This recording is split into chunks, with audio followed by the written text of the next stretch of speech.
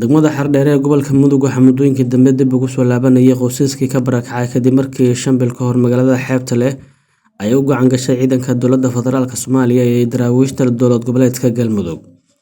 Gudoomiye ku-xigeenka iyo xubno uu hogaaminayay oo ay ku jireen saraakiil ciidan ayaa waxa ay kormeereen degmooyin u dhow degmada Xardheere ee gobolka Mudug.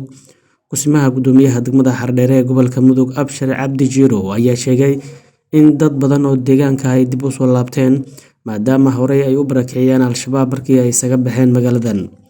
Abshir waxa uu tilmaamay in adeegyada bulshada dib loo howlgeliyay magaalo xeebeedka Xardheere ee gobolka Mudug oo in ka badan 15 sano ka maqneyd gacanta dowladda. Saldhigga ciidanka, waxbarashada iyo adeegyo kale ayuu shaaciyay in dib loo hagaajiyay. Kusimaha gudoomiyaha degmada Xardheere ayaa sheegay in deegaanka weli Al-shabaab ay u jiraan 30 kiiloomitir ilaa 40 kiiloomitir. Qorshaha socda ayuu tilmaamay in lagu gaarayo deegaanada hoostaga magaaladan oo gacantooda ka maqan waa sida uu hadalka u dhigay. Assalaamu calaykum reer durdur walaalayaal soo dhawaada. Waxaan soo marnay Werane ceel qalow iyo hadda idinkoo reer durdura aan la joogno. Waan idin soo salaameynay. Waxaan rabnay isbarasho iyo wada shaqayn iyo dawladnimo inaan dhex marto. Dawladnimadu jujub ma ahan, xaga juglayn ma ahan, dib ma ahan. Waa istiraah iyo rabitaan iyo walaaltinimo iyo baalka xasilooni waay. Waxaan rabnaa inaan intaas isla fahanno, isla qaadano. Magaaladan waxyaabo badan oo xuquuq ay u laheedaan aan uga jeedin. Waxay xaq u laheed inay ubadkan dhalinyarada quruxda badan ay waxbarasho helaan.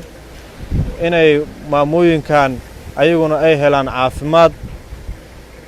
Dadkiina waayeelka ah inaad heshaan nabad iyo xasilooni, ubadkiinuna uu idin helo waxbarasho iyo caafimaad.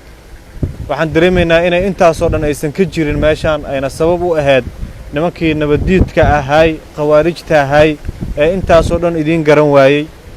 Waxaan rajaynaynaa maanta wixii ka dambeeyay inaad ka bixi doontaan, inaan wada shaqayn doono, inaan wixii gargaara oo yimaado leedin soo gaari doono, inaan wixii waxbarasho ah oo xaq ah u leeyahay aad heli doontaan, inaad wixii caafimaad oo aad xaq u leedihiin aad heli doontaan haddii Ilaahay nafta nooga aalo.